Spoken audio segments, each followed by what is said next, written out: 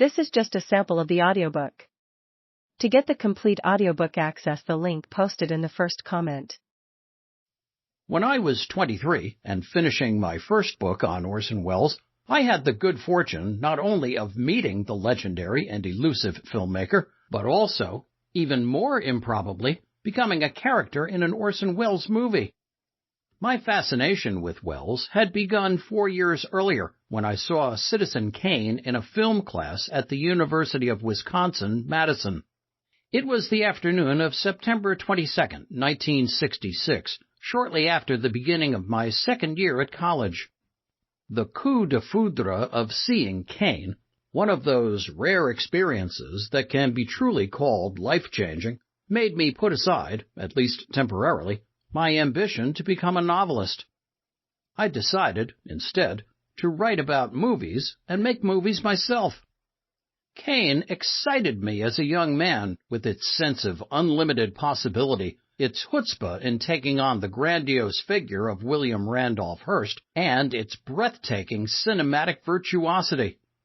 Most of all, Kane thrilled me because the 1941 film was the first feature of a 25-year-old director, a prodigy who made Hollywood give him a virtual blank check and used it to revolutionize the movies. So I set myself the goal of writing and directing my first feature by the same age. I didn't realize how unrealistic that goal would prove to be. My passion for Kane was shared by many other young film buffs of the post-World War II era.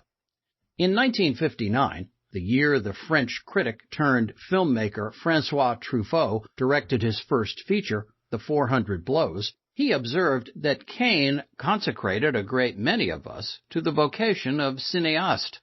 We loved this film because it was complete psychological, social, poetic, dramatic, comic, baroque, strict, and demanding. It is a demonstration of the force of power and an attack on the force of power. It is a hymn to youth and a meditation on old age, an essay on the vanity of all material ambition, and at the same time, a poem on old age and the solitude of exceptional human beings, genius or monstrous genius. It is at the same time a first film by virtue of its quality of catch-all experimentation, and a last film by its comprehensive picture of the world. To shoot Citizen Kane at 25 years of age, is this not the dream of all the young habitués of the Cinémathèque? Like the brash young George Amberson Minifer in Wells's second feature, The Magnificent Ambersons, I believed that what I was studying in college was a lot of useless guff, and I soon dropped out to concentrate on writing my critical study of Welles. Analyzing his work in depth, all his available film work, not just Kane, strengthened my emotional identification with the bearded wunderkind, who, I was delighted to learn, had been born in Kenosha, Wisconsin. My feeling of sharing common ground with Orson Welles became literal when I discovered that he had spent a year in Madison at the age of 10 attending Washington School, just a couple of blocks from the student rooming house where I was writing my book.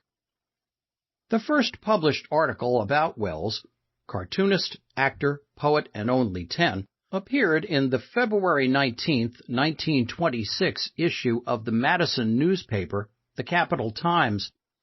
The article spotlighted the theme that would dominate all future writing on Welles, his apparent genius.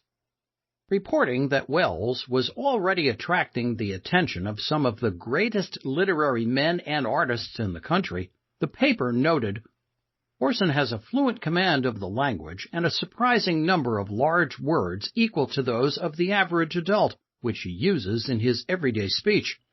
He reads constantly, and in books far beyond his years, bringing, for home reading, books on the old masters in art and literature.